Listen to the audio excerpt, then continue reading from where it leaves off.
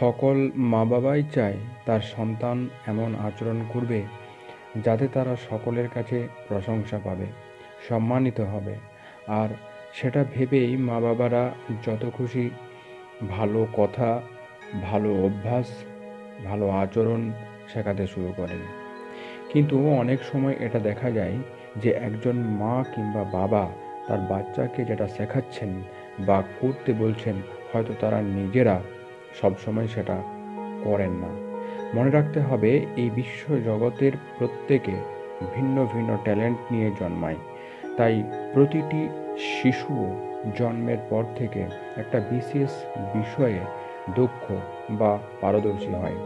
সেক্ষেত্রে মা বাবারও উচিত বাচ্চার ভালো আচরণকে গুরুত্বের সঙ্গে লালন করে যাওয়া। আজ আপনাদের বলবো, বাচ্চারাও জীবনে এমন কিছু আচরণ করে যা থেকে বড়দের শিক্ষা নেওয়া উচিত এবং তাকে সেইভাবে উৎসাহিত করা উচিত, সেই কাজের জন্য তাকে প্রশংসা করা উচিত। নিজের বাচ্চা যদি সেই ধরনের কোনো কাজ করে থাকে, তাদেরকে অবশ্যই উৎসাহিত করুন। চলুন আজ গল্পটা শুরু করি।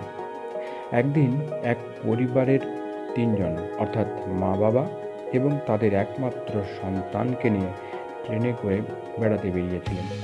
সেদিন ট্রেনে ভালোই ভিড় ছিল, তাও কোনো রকমে ম্যানেজ করে সিটে বসার জায়গা করে নিতে পেরেছিল তারা। এত ভিড় ঠেলে ঠেলে হকারদের আনাগোনা লেগেই ছিল। এরই মধ্যে একজন বয়স্ক হকার কিছু চিপসের প্যাকেট নিয়ে বিক্রি করতে করতে যাচ্ছিল।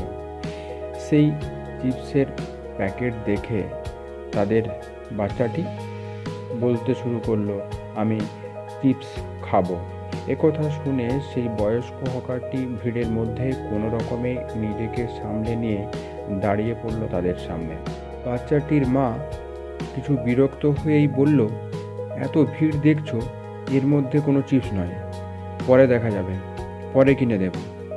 বৃদ্ধটি অনেক আশা নিয়ে তাদের সামনে দাঁড়িয়েই রইল। যদি তার একটা চিপসের প্যাকেট বিক্রি হয়। বৃদ্ধকে সেখানে দাঁড়িয়ে থাকতে দেখে বাচ্চাটির বাবা বলে উঠল, লাগবে না বলল তো।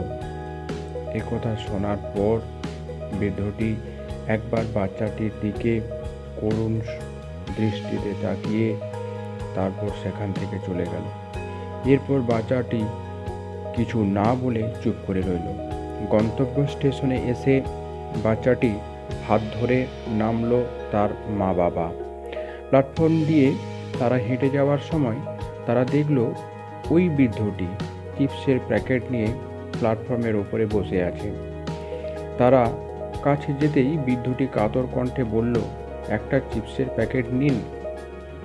বাচ্চাটি বলল, আমি একটি চিপসের প্যাকেট নেব। কিন্তু মা বাবা কেউই বাচ্চার কথায় কান না দিয়ে বৃদ্ধটিকে পাশ কাটিয়ে বাচ্চার হাত ধরে টেনে নিয়ে চলল। মা বলল, সবসময় বায়না করে না।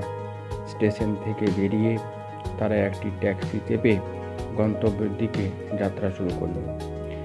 গাড়ি যখন এগিয়ে যাচ্ছিল তখন তারা গাড়ির কাঁচে দেখল সেই বৃদ্ধ চিৎকার করতে করতে ছুটে আসছে গাড়ির পেছন পেছন। তারা ভীষণ বিরক্ত হলো বটে, তবুও তাদের কি মনে হলো গাড়িটি থামালো। বৃদ্ধটি তাদের গাড়ির সামনে এসে হাসপাস করতে করতে বলল, আপনাদের বাচ্চার এই গলার সোনার চেনটি প্ল্যাটফর্মের উপরে পড়ে গিয়েছিল।